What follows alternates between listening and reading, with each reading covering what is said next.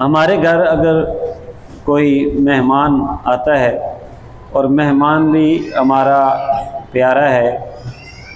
کوئی مہینے کے لیے وہ ہمارے پاس رہتا ہے، تو جب وہ آتا ہے ہم بڑے خوش ہوتے ہیں، اس کا استقبال بھی کرتے ہیں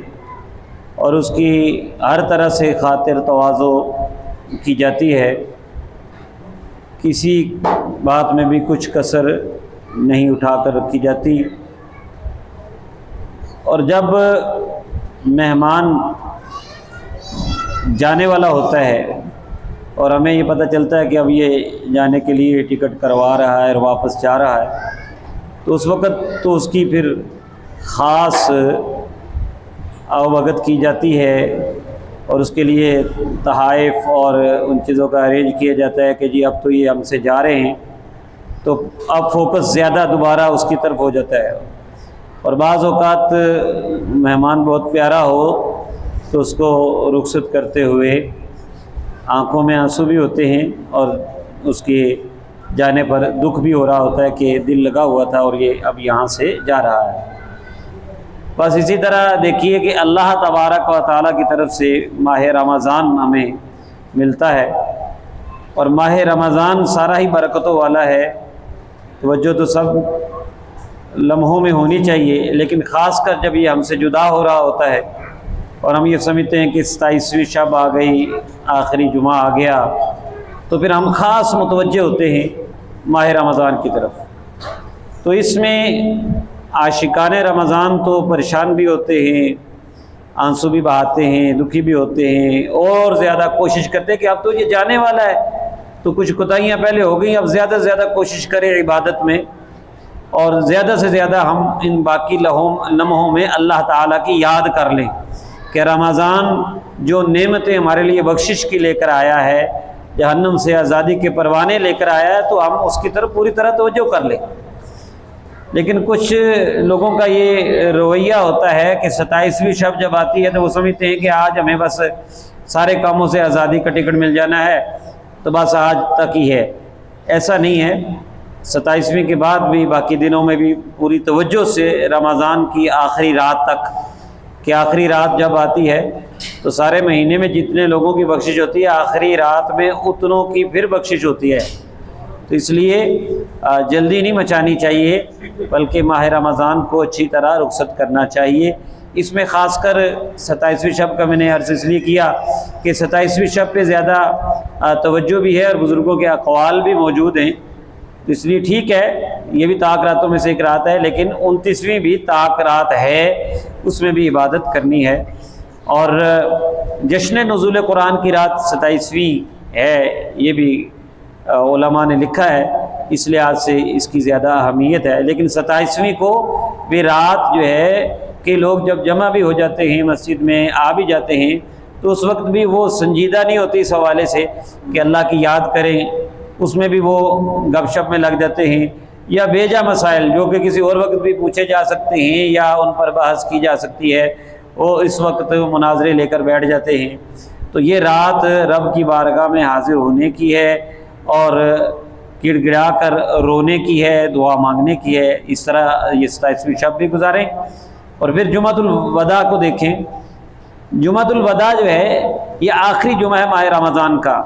اور یاد رکھیں کہ اسی کے لیے کوئی علیحدہ قرآن کریم میں یا حدیث شریف میں کوئی بشارتیں نہیں لکھی ہوئی، جمعۃ الوداع کی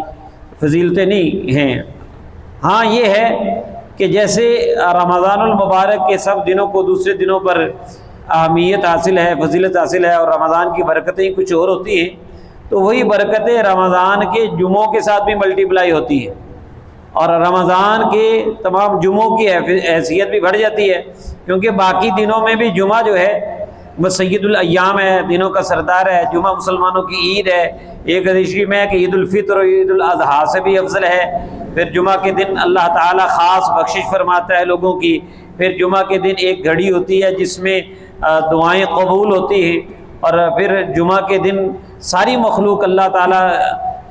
سے ڈر رہی ہوتی ہے، کیونکہ قیامت بھی جمعہ کو آئے گی۔ تو انسان کو متوجہ ہونا چاہیے، جمعے والے دن درود پاک کثرت سے پڑھنے کا دن ہے، جمعے والا دن جو ہے سورہ کہف پڑھنے کا دن ہے، تو یہ ساری فضیلتیں